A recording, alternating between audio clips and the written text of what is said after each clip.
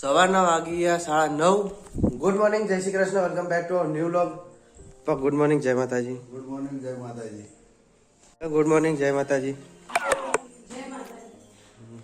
કરી લે માતાજીના દર્શન. હવે ચા પાણી કરી લઈએ.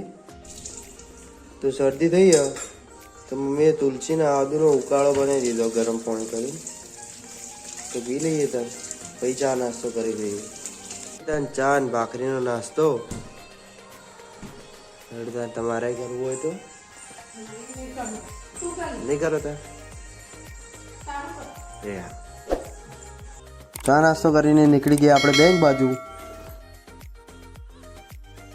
તો આજ તો બનાવ્યું મગ ભાત, રોટલી, લીલા મરચા એટલે અથાણા જેવા મરચા હાથેલા અને છાશ છે ને કોથમીરી વાળી.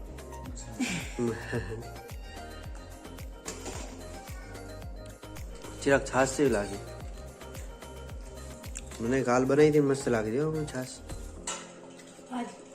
આજે સરસ મસ્ત એટલે જ બનાવરાઈ. કાલ મસ્ત લાગી હતી એટલે જ પરથી બનાવરાઈ.